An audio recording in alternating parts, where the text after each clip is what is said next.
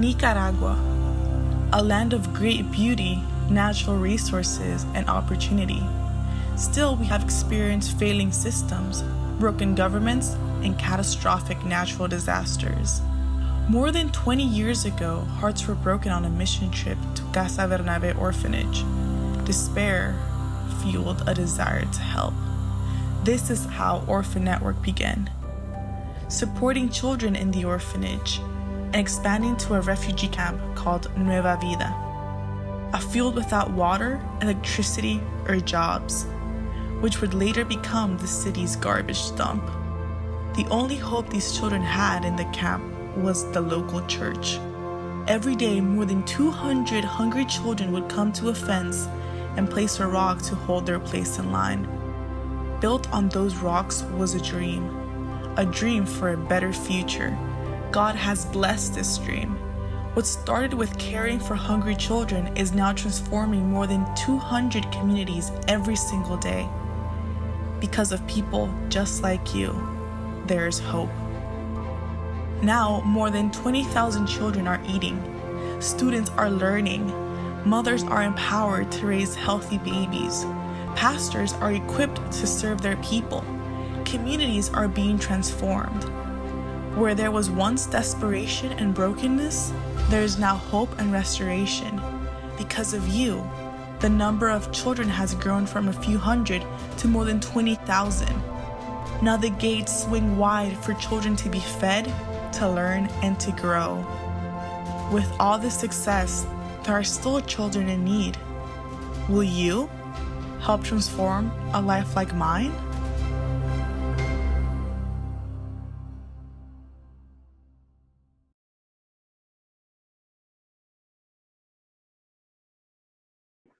Okay, well, I am going to go ahead and get us started. My name is Katie Beasley. I've met most of you, if not in person, then by email.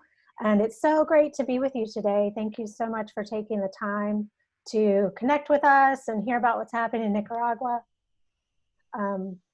With our call today, as you can see, as we started, we wanted to be informative and informal, but we wanted to walk away with a sense of, what you're accomplishing in Nicaragua and what's happening through this crisis.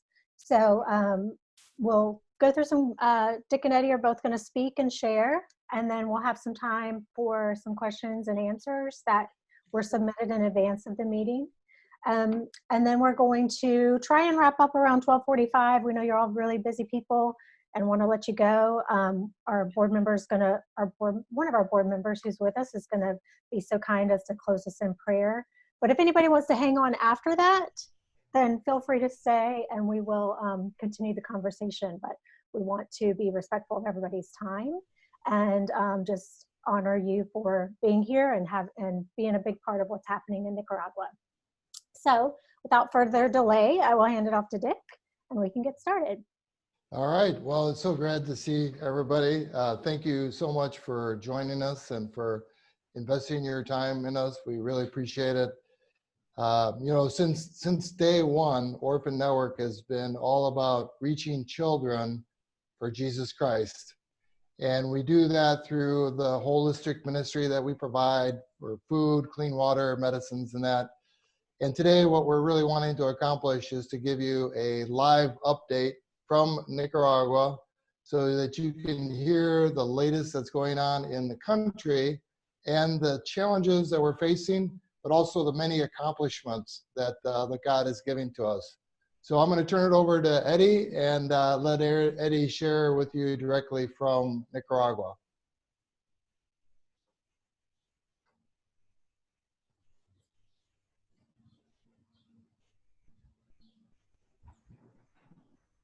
I believe he's coming through. There we go. Yes, here I am. So good morning to everyone. Man, I was nervous. Since I was preparing for this, I was a bit nervous and I was trying to realize why.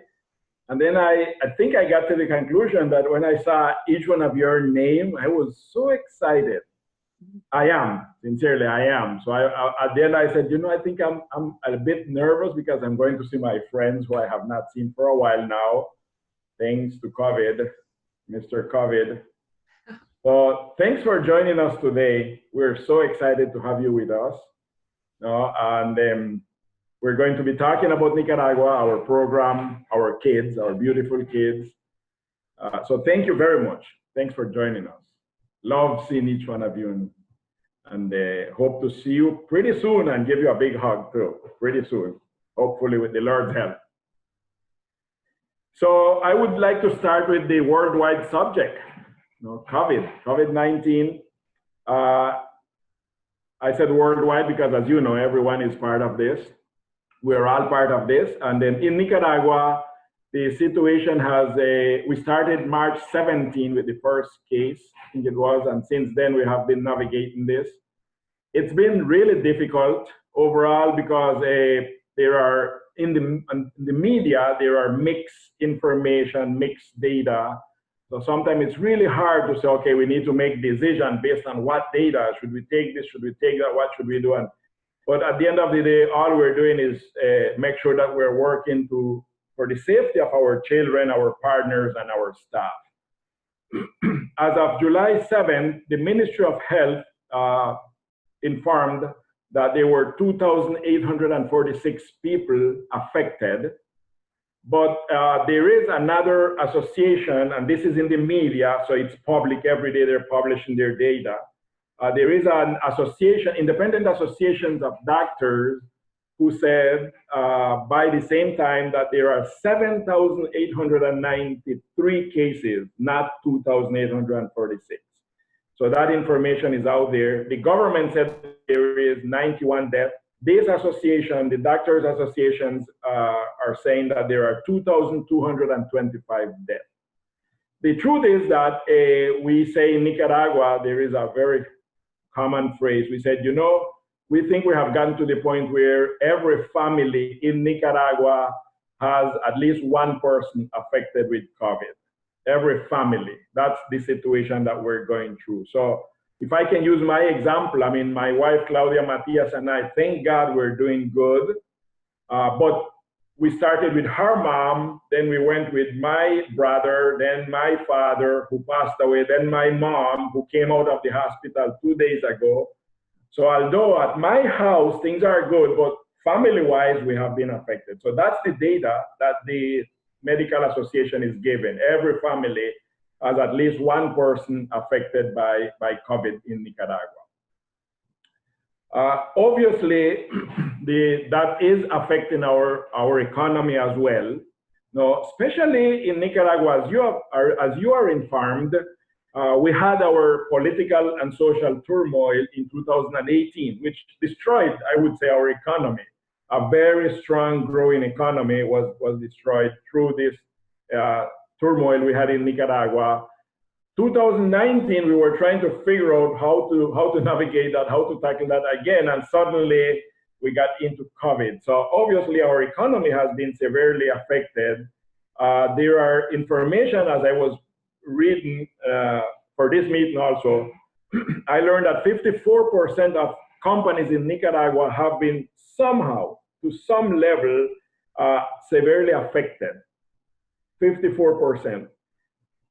70 to 90% of the restaurants and hotels have been affected, which means they're closed, they're not operating, or they're operating at a 15 to 20% level is what the chamber was saying. In tourism, so tourism is a big one. As you know, with the turmoil, tourism was a big one affected. With COVID, it just continues, so it is really bad. If we take one of the big industry in Nicaragua is the garment, so where they would hire 125,000 people roughly working for different companies for the clothing companies. 37,500 has been laid off with COVID in Nicaragua. So that's new data just around COVID. So things have been really, really difficult with our economy in country. But in midst of all the dark situation, we say that there is hope, because our churches, although some of them are struggling as well, because as you know, most churches have gone online, which is really difficult in Nicaragua. Because if we talk about as you know, in the rural areas where we are working, to think of the pastor doing online services is really difficult. I would say in many of in the areas, it is impossible. So obviously churches have been affected, services have been affected, but I would say good thing, pastors are out there in the community preaching the gospel, visiting families, praying with and for the families, still serving our children. So the church has become the hope. We always say the local church is the hope of the world, and that's a phrase we take and we work around. But with COVID, we have seen that is more than true in all of our community in all of our community. Churches are relevant. Churches are stepping up and creating hope and supporting families and praying for families and being with the families. In the first 6 months, so January through June, 2,115 people accepted Jesus. Now, the big chunk has been March through June, which means around COVID, a lot of people are saying yes to Jesus. Now, from which 122 of them also got baptized. So the big thing that we are seeing and really celebrating is to see that the church is really relevant in the community, and the church is the hope in our community. Thank God our kids in the orphanages, all 5 orphanages, and the kids in our local church initiatives are doing well. We have not had any case of kids being affected with COVID. Yes, we had a lot of families of the kids being affected, and even one of our staff who was in the hospital. Thank God, the pastors, all of them are recovering well. Some of them are making slow progress, but they are making progress. So yes, partners, pastors, leaders, cooks have been affected, but thank God our children in the orphanages and in our LCIs are still doing well. So we're so happy. We're so happy for that. Obviously, when we combine that with the economy, the churches are struggling as well, because what we're learning is that because there is no services, obviously the pastors are not able to gather their support for their family. So a lot of them are struggling, but still in the community, serving their community, serving the children. In our orphanages, we are taking advantage, obviously, of the kids being quarantined since March. Now, so as you can see the photo there, Teacher Surya is our English teacher at Arms of Love, and she is online teaching English. She comes like once a week, depending on how bad situation is, she would come once a week or once every 15 days. But she is sending all the work online so the kids can advance with their English class, as well as our computer teachers, music teachers, all of them are advancing with our kids in the orphanages. Also, we're taking advantage of this time to continue to work on life skills. Now, as you can see in this photo, our girls are learning to cook. So we are, again, taking advantage of the kids being quarantined and working really hard towards our 7 targets on the wall, as you know: English, computer, Christ follower, connected to a local church, education and life skills, starter jobs. It's kind of a low yet because of COVID. Our kids are not out there yet, and give back. So working really hard on that end. Our transition students continue as well. The universities are working online. There are few of them who require the kids to come at least once a week or once every 15 days. But generally speaking, our kids in college, they continue, but they're working online. And they're doing good, thank God. We haven't had any situation with our kids in the transition program as well. In our LCIs, we continue to serve our kids. We cannot give up to that because, as you know, in many of our communities, the meal that we are providing together is the best meal for a lot of them, and for another group is the only meal of the day. So we continue to serve our kids and make sure that they're receiving this meal. As things got worse, what we did is we asked the pastors to cook and give the food out, so the kids would come, or their parents or their older siblings would come and pick up the meal and just go home back. Not staying in the church, not hanging around in the church, but just pick up their meal and go home. And when things even get worse, what we did, we asked the pastors to give the family rations, so they can take the food home, they can cook it and prepare and then feed their children. So we did that we did it for 2 weeks in the month of June. Then we extended that for another 2 weeks, which we will be evaluating and see if we continue with that model of giving the food, as you can see in the photo, moms picking up their food, their meal, or if we should now start to cook, depending on the situation, start to cook at the church so the kids can come over. Obviously, all of this happening somehow with all the recommended measures, safety measures that we are still working around and still encouraging.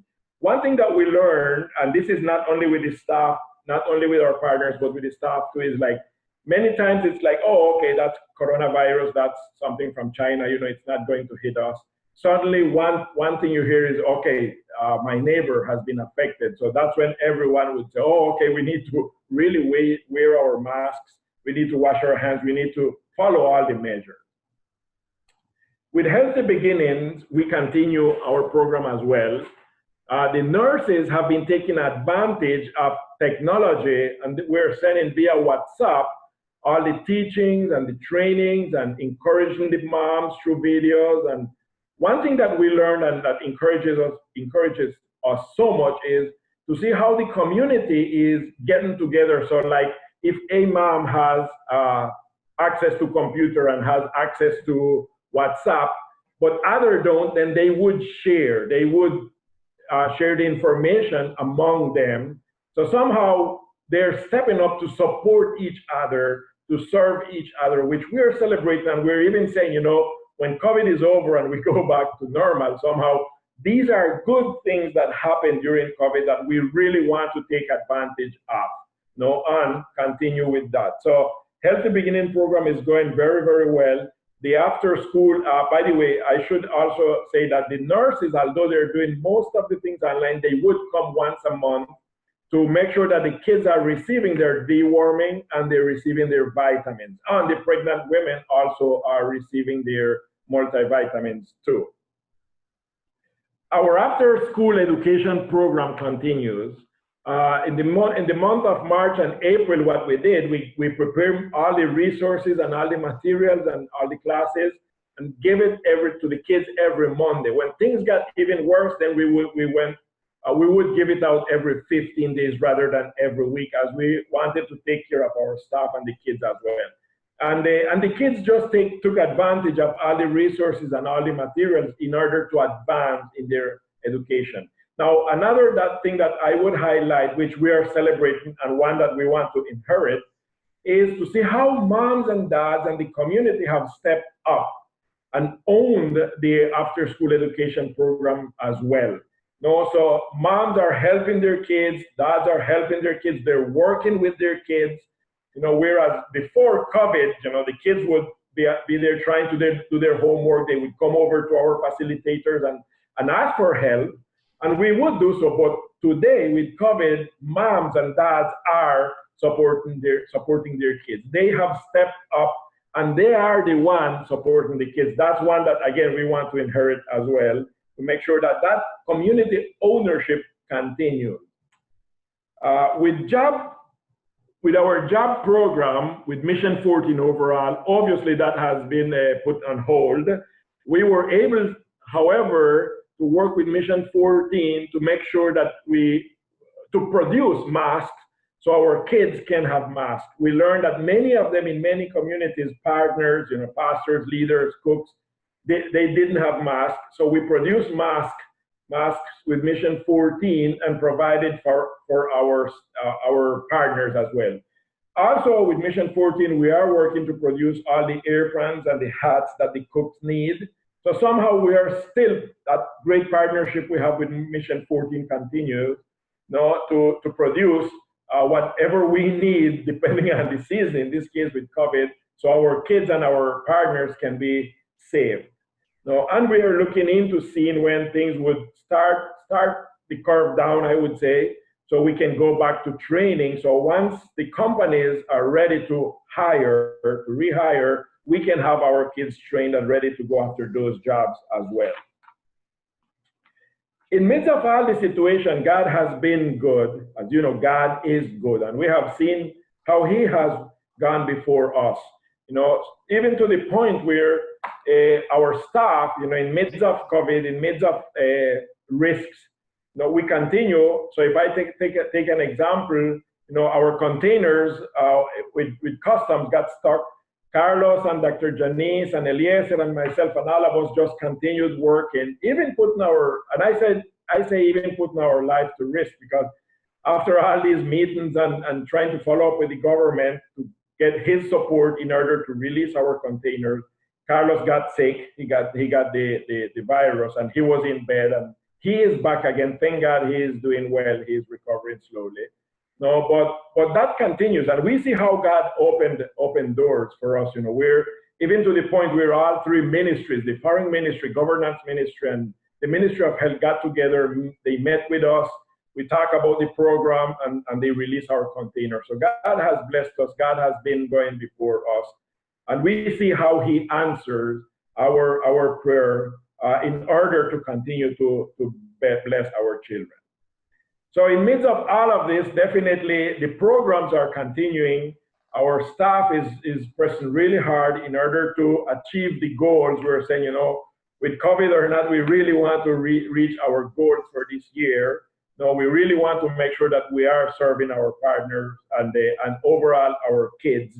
And especially in midst of this tough situation, we want to make sure that they're receiving the meals, that they're receiving their vitamins, their deworming, on their after-school program, their music, English, computer program in the orphanages, and everyone is doing well. So thank you very much for your prayers. I know you have been praying for us. I know you have been supporting us. So on behalf of our kids, our staff, and ORPHANetwork, I want to say thank you so very much. Definitely. We wouldn't be able to do what we're doing. We wouldn't be able to continue to change life in Nicaragua if it was not because of each one of you.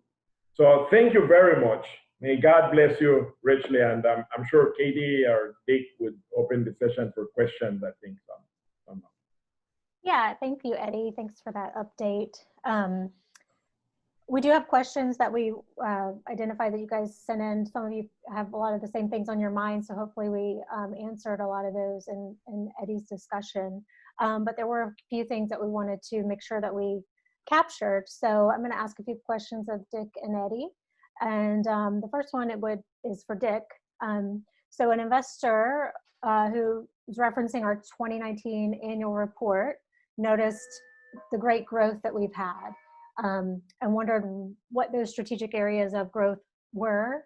And if we, just considering the current situation, do we still plan to continue with 2020 growth?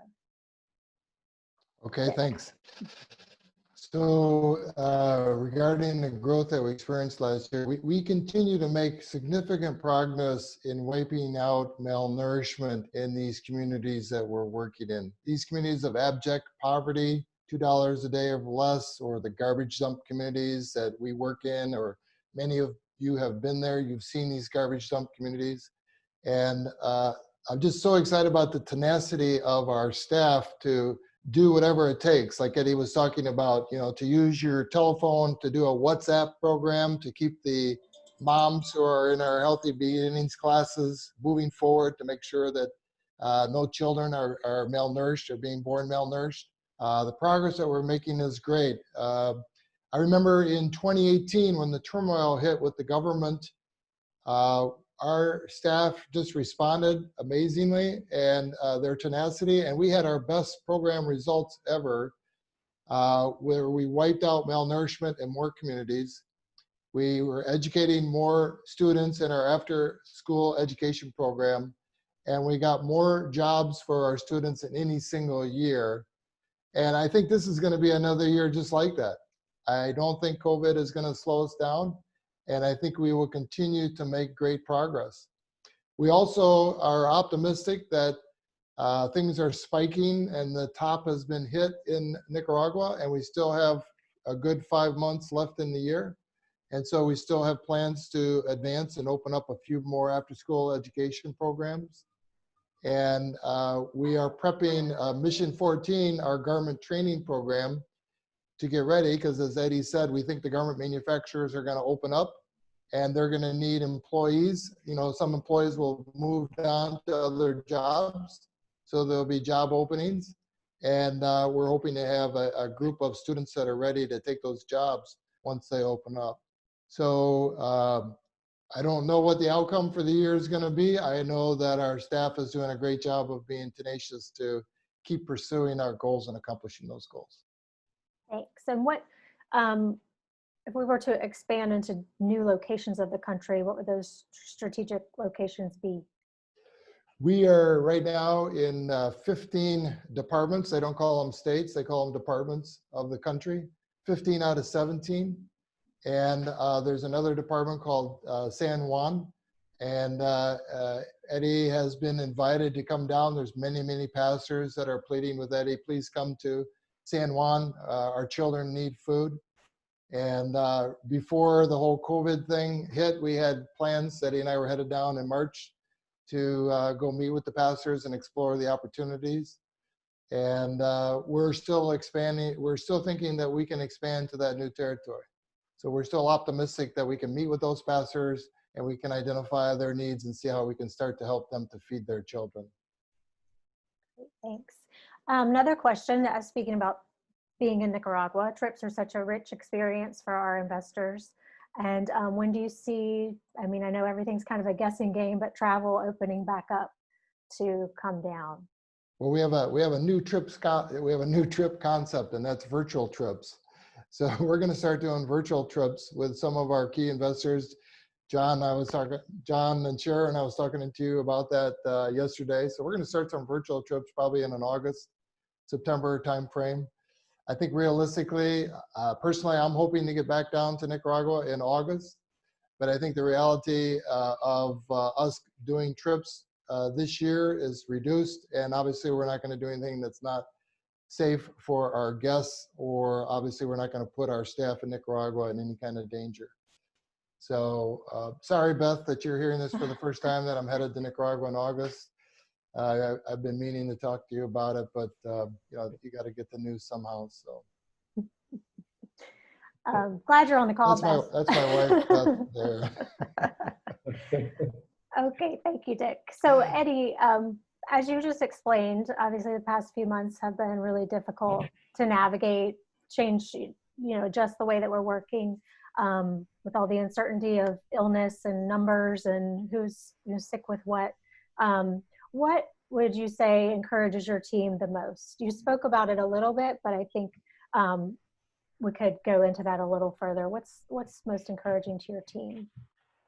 Yes, as I said, there are some things, some phenomenon that we are seeing that encourages us and that we would definitely like to take on or inherit after COVID even. One is the community ownership. You know, with the meals, with the after-school education program, with the training, with the teaching, with Healthy Beginning program, we are seeing how the community have stepped up and owning these programs and executing in the community, even when we are not there, when our staff is not there. So that's one that is exciting us, and we're saying again, we really want to take this further even. And the second is, and as I was explaining, we always say the local church is the hope of the world, you know, but in midst of this dark situation and the storm that we're going through and all that we're living, definitely the churches in our communities have stepped up with your support. You know, they are able to come and say, yes, we have this meal for your kids, or yes, we have this box of soy fortified rice with eggs or for your kids. You know, yes, we can pray for you. Yes, we know it's hard. probably you lost a member, a family member, but we are here with you. We are praying for you. Yesterday, I was talking to a pastor, Pastor Luis, who is in bed and very, very sick. And he said, Eddie, in the midst of all of this, I just love knowing that there is a huge family out there praying for me and they're with me. It's so encouraging to see that community ownership that is happening, and combine that with the local church being the center, the local church being the hope that we really need in the community. That encourages us. Even the staff, when they look at that, they're like, wow, this is so awesome. That ownership is going even to the next level, as I was explaining, to the point where a lady who has access to WhatsApp is supporting 3-4 other ladies who has no access to no phone, to no WhatsApp, and saying, this is the teaching on how to take care of our baby, how to feed our baby, how to take care of ourselves. And then, so let's work around this. But someone in the community is leading that whole process. It's very encouraging, in the midst of all we are going through. It's very encouraging. Encourages us and say, we just have to keep on pressing, because it is happening. And I think somehow also, Katie, that we have been talking about a deeper community transformation concept, to say it somehow, like self-reliance and all of that.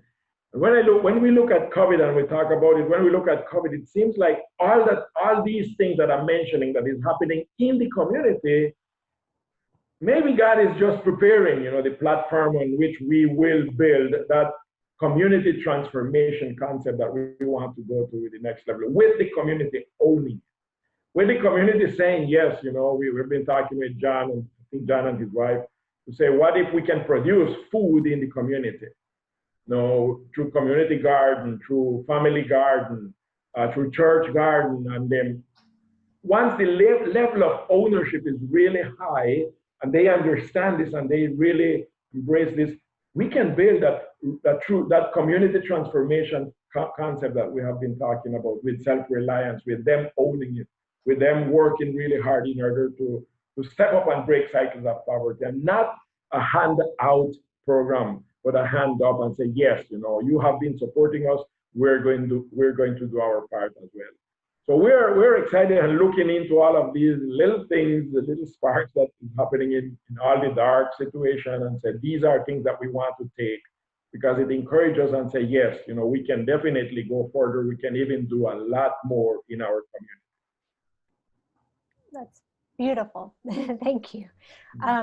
So can you explain a little bit more about, we talked a little bit about, serving the children food and kind of adjusting how we're doing things, but what challenges are we experiencing getting the food? Yeah. The big, I would say one of the big challenge is obviously working with Rise Against Hunger and Feed My Starving Children, understanding, not working with them, but understanding the phenomenon they're going through as well.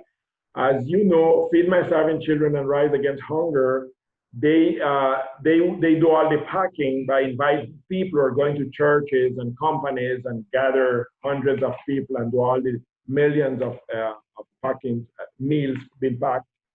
But obviously with COVID, they're not able to do so. So one thing that we heard from them, and we have been in in a lot of meetings and close communication with these two great partners. But one thing we learned is, like, one of them were saying, we may be able to provide the 50% of the container we committed for this year.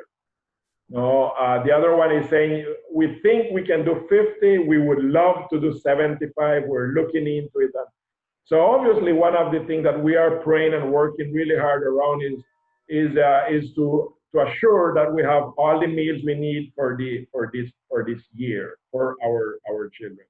Now, obviously, if we're not able to pack or get the food in the United States, one thing that we are looking into as well is purchasing the food in Nicaragua. So we can buy, we're saying, the equivalent of the nutritious level that we get from the soy fortified rice. So we say rice, beans, and eggs. We would like to buy in country, just to make sure that our kids really, they are receiving the meals that they need. And so that's one that we're working hard towards, I would say, looking into, and really praying hard about this as well. So we don't get to August or September and say, we don't have food for the kids because they're not packing anymore, we're not receiving container. Rather, we can say, no, we will continue because God has provided. So that's one that I would say that's a big one that we're looking at. Okay, thank you. And Dick, as leader of ORPHANetwork, serving 23,000 children, currently, in the midst of a pandemic, what are the biggest challenges you face ensuring that we continue to do that? Sure. The challenge that Eddie just issued is the biggest challenge. Thank God, our financial situation continues to be strong as a ministry. I was really worried back in March when the stock market tanked because people were really, facing losses in that. But now that the stock market has come back, our investors who know our ministry and support our kids, they continue to invest in us. So we're doing well there in terms of retaining people. So our biggest challenge is this new challenge that Eddie talked about, and that's the challenge of buying food in Nicaragua. So food that we used to get for free from our Gift in Kind partners and just had to pay for the shipping costs to get it to Nicaragua, we now have to buy in country. We're estimating that our food supply will run out sometime at the end of this month or early in August. So as soon as we started to hear from our Gift in Kind providers that they were going through this struggle, they're going through financial struggles themselves and so forth, we quickly said, okay, let's do our best to estimate what our need is going to be. And so just to kind of try to give you a little bit of details, we were expecting 31 containers this year from our providers. And now we estimate that number will be reduced significantly. And so we will need to source 14 containers worth of food in Nicaragua. So just to kind of put it in perspective, one container feeds about 8,000 children 5 days a week for 1 month. And so we need to buy 14 containers worth of food. And the food in Nicaragua, as Eddie was saying, would be rice and beans. We're hoping for a bumper crop of beans this year in Nicaragua. That means the price will go down. And then we have our dehydrated eggs. So the cost of one container for us to purchase in Nicaragua is going to be about $39,300 or roughly $40,000 a container. So for us, we need to go out and purchase about $550,000 worth of food in the country. So that's new money. Now we have calculated that if we take in the fact that we're not shipping the food from the United States, we'll save $102,000 on shipping costs because we can buy it in country and it doesn't get shipped from the United States. So our new target is to raise $448,000 in order to buy the food in the country that we need to feed the kids for the rest of this year, just for this year alone. So we've been talking to people about that and expressing that need. And I'm not trying to turn this call into a fundraising event, but I've always been taught, when people want to know what the need is, make sure you express it. So I want to put that out there. So we've been working very hard on that, and of that $448,000, we have already received or have commitments for about $275,000. So we have about $160,000 to go to raise, and we're doing various ways to make that happen. So that is the biggest challenge, and we're going to open up questions, but Katie's going to put on the screen. So if that's something that you would have an interest in, we just ask you to go to we're calling it the Food Support Fund, and you can go online or you can mail a check, but that would be our greatest need and greatest challenge that we face as an organization. And also I would say, I was just talking to a person today, actually, about this and asking for their help. This may change the way that we look in the future, because the great thing about this is that's $448,000 of money, new money we're bringing to Nicaragua that's going to support the Nicaraguan economy. And yes, it's not free to us, but it's also maybe not a bad way for us to think about how we could do some of that in the future, about how we could continue to buy more food from Nicaragua and not necessarily bring it from the United States. And that might be a better thing for the economy if we can think in those terms. So that's the other things that are going through our mind that is kind of new about how we would look at these things in the future. Great, thank you so much. So that concludes our time of discussion and question and answer. We're going to have our board member, Michael Freeborn, close us in prayer. And if you missed it at the beginning of the call, we're going to hang on a little longer if anybody wants to stay. If you have to go, please, of course, do so. But I'm going to hand it over to Michael. And again, just thank you guys so much for being with us today. And when he is, one last note, we will send out that information for you after the call.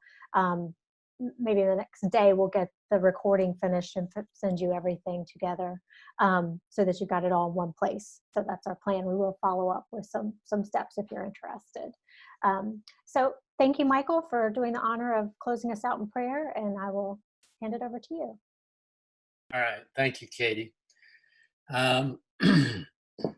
Lord, we thank you, first of all, for the promise expressed by your son, Jesus, that whenever two or more are gathered in your name, you will be there with them.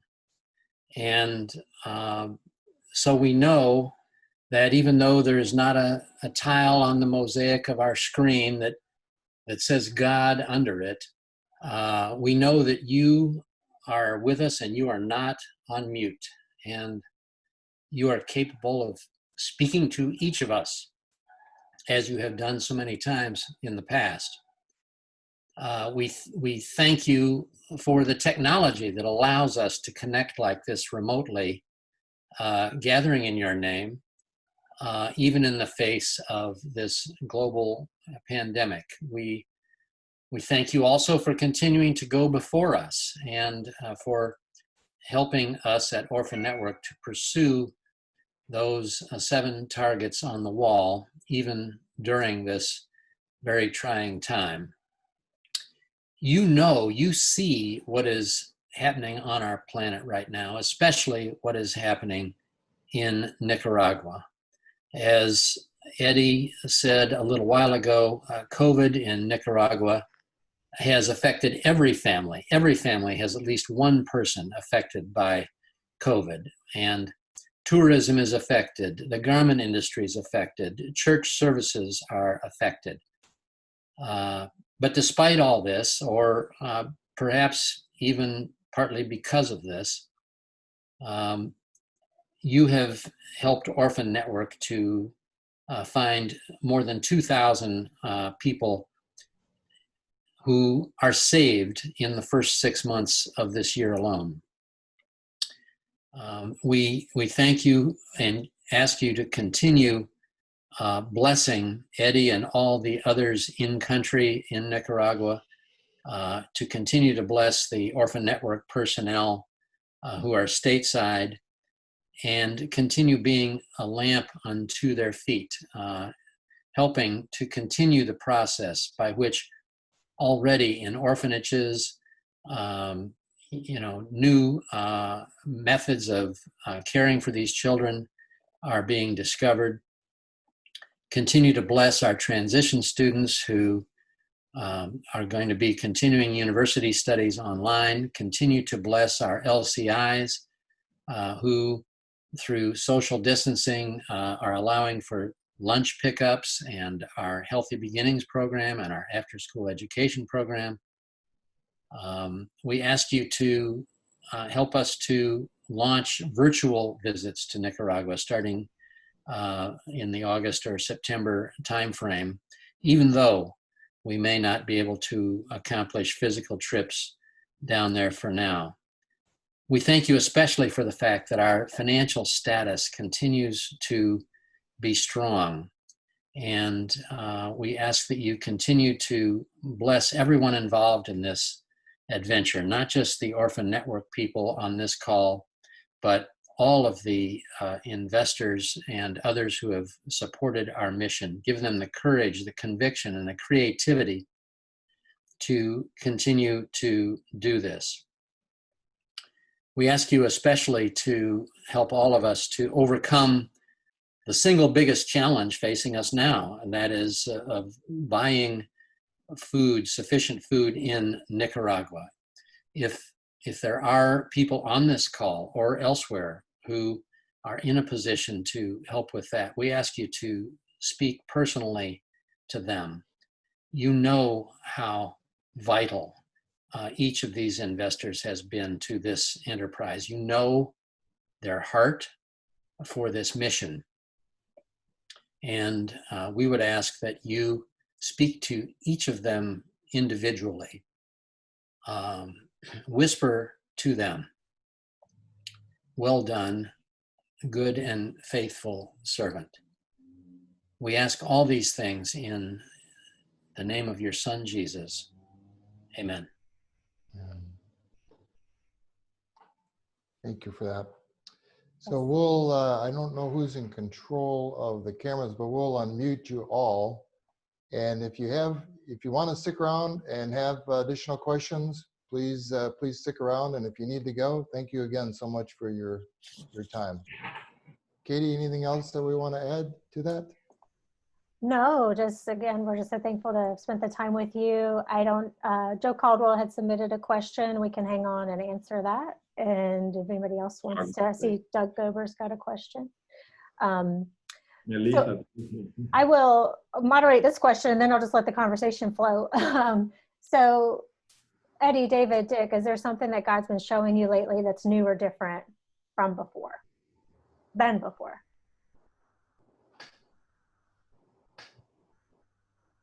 Personally, one thing that I have been pushing from day one is the fact, and David can help me in this too, is the fact that I take COVID as the story, the parable, not parable, it was what really happened when Jesus said to his disciples, get into the boat, go over and wait for me while I'm dismissing the people. And then he went to pray. And so the big thing that I personally heard and working really hard on it is get on the boat. While I'm getting on the boat, the point is, how am I today? What is my character today? Who am I today when I'm getting on the boat? And I strongly felt from the Lord, believe in it too, that we are going to get over the lake, but it shouldn't be the same Eddie who got on the boat on this end who will get off the boat on the other end. It should be a different Eddie. Eddie who probably experienced God in midst of this storm, who heard God, who changed his character, who is a better husband, who is a better father, who is a better leader, who is a better Christian. It should never, ever be the same Eddie who got on the boat, the same Eddie getting off the boat. It should be totally different. So I personally felt that God was saying, this is your opportunity. And I shared this with the staff from the very beginning. I said, we are going to get over. I have no doubt. I'm not even thinking if we're going to or not.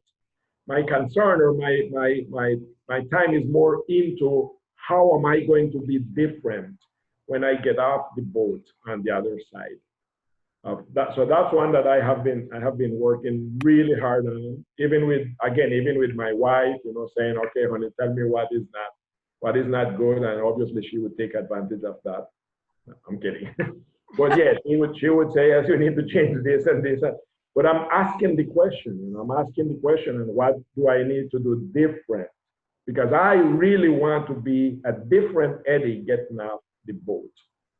No, I said to the staff, otherwise I would feel like we didn't take advantage of COVID, of the opportunity that God gave us, being quarantined or, going through all of this. So that's one.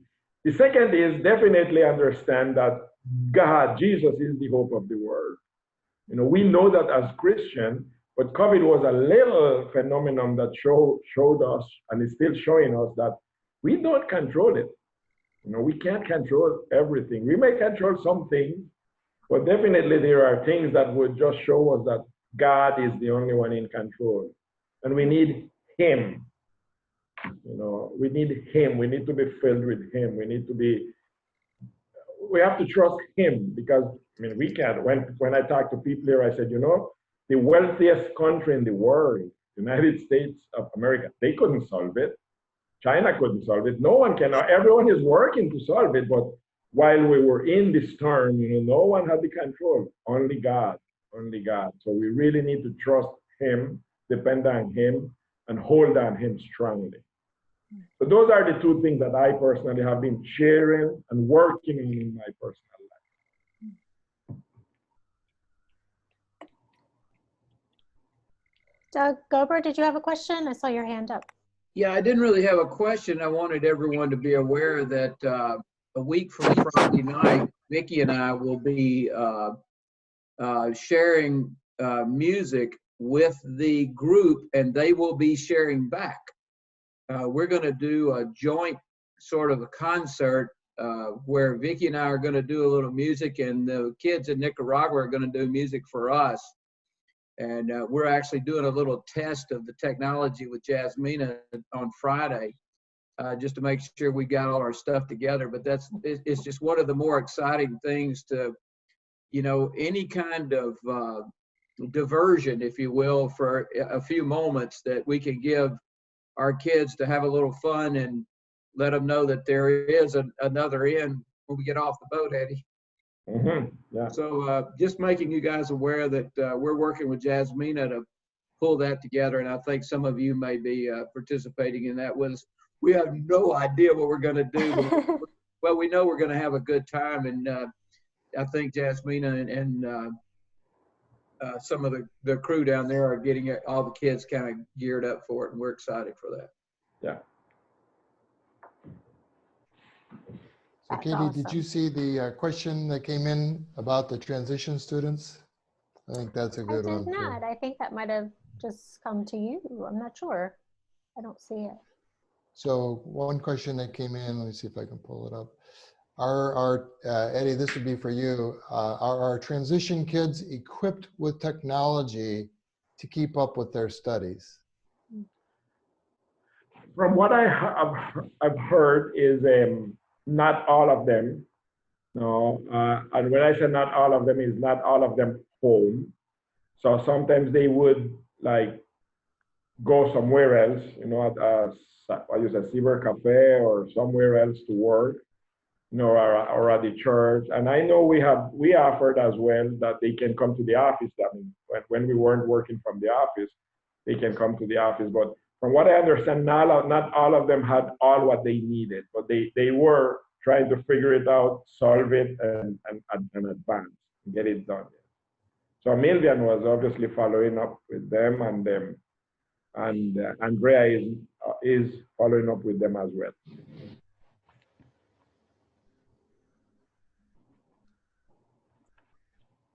Other questions? Melissa.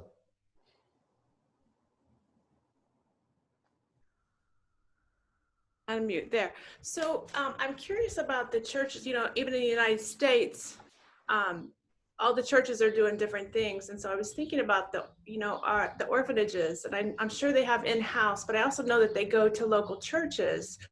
What are the churches in Nicaragua doing? Are they meeting live? Like a lot of ours are still online. We have a mix. So we have churches, sadly, who continued to meet at the church building. A lot of pastors died. We have over 60 pastors who died. in Nicaragua, but a lot of them just continued. We had pastors who were to the point of saying, no, if I died, God wants. If I died, that is because that's what God wants. But I am not going to stop having service. And they died. A lot of them, as I said, over 60. Most of our churches in Nicaragua, I would say probably 60%, 70% of them are. They stopped doing services, and based on their capacity, they are doing online services. But we have a lot of them who are not doing services at all. No, not even present, not even online, because of lack of facilities like internet and all what they would need to do. So, yeah. In our orphanages, they would hook up online services. And but most of what is happening in our homes is they're doing their service there. As you know, our orphanages are connected to a church. We do everything through local church. So Hogar de Fe, they have a church. Verbo has a church there in Veracruz. And El Cañón has a church there. So most of them, they are doing their services there, but they would also do online services as well. So as I said, it's a combination. Yeah. Thank you. You're welcome.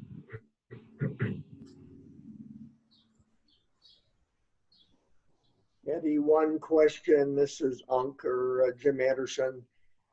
I think the number who have made a commitment to Christ is absolutely remarkable. And I'm just kind of wondering, what is the most unique ministry at your organization that seems to have prompted these many decisions? If I get the question right, generally the churches, so the pastors, obviously feeding the kids and taking care of the kids through the local church would open doors. Sometimes I kid with the pastors and I say, Pastor, even the person who is probably against your church in the community and a person who is talking against you in the community, once you start serving their kids, you gain authority. So we use an example and we say, if little Johnny didn't show up today for meal, that's the perfect excuse to go to Mr. Johnny and ask him, how is little Johnny doing? He didn't come to the feeding program. I was wondering if he is sick. I was wondering if he's not doing well. So here I am. I came to visit. I would like to pray for him. And I said, even if that guy doesn't like you, he knows you are feeding his kid. He would open the door and say, yes, Pastor, come in. Johnny is here. He's sick, or he just didn't show up today. And I said, once he say, come in, you're in now. Just preach the gospel. Just pray for Johnny. Oh, by the way, pray for his father, pray for his mother, and just preach the gospel. And that can change. And that's pastors preaching, pastors visiting, pastors serving I think is the ministry that is leading people to Jesus. People are saying, wow, there is a relevant church in our community. There is a church that is bringing hope, not only to me, but to my little Johnny, and his life is going to be different because of your church, because of what you, pastor and leaders are doing in the community. Therefore, I would love to have a relationship with Jesus. And the other program is the Healthy Beginning program, working with moms, teaching them on how to take care of their baby, the importance of all the hygiene or lactating, and all the service we are providing to pregnant women, to lactating women, and to take advantage and say, oh, by the way, this is what the Bible says, about being a mom, being a dad, being a family. And by the way, this is what Jesus did for us because he loved us so much. And would you like to have a personal relationship with that Jesus who is changing your life, changing the life of your children? And so all these little things are really, really leading people to say, yes, I really want to have a personal relationship with that Jesus who is providing for my kid, that Jesus who cares about me, that Jesus who loves me, that Jesus whom church is relevant in my community and who is transforming my community. So they're making the decision, to say yes to Jesus. And I would be honest to say, I think somehow fear to COVID as well. You know, we have seen how so many people have died. So obviously it's like, oh, I need to be ready. I can be the next one. We don't know. So I need to be ready. I need to have Jesus with me, Jesus in my life, accept him as my Lord and Savior. So they're making the decision as well. Yeah. Thank you. My Seems pleasure. like it's personal contact by individuals more than maybe set programs of youth work or activities or things of that nature. That's quite remarkable. Blessings on you. Yes. Thank you. Thank you. Yeah, I think Okay. I would just add just one thought on that, just with, you know, us having experienced what we've experienced with coronavirus. You know, we've had these systems to support us with the stimulus checks and things like that, you know, when you might not even need it. And in Nicaragua, they have nothing but the church.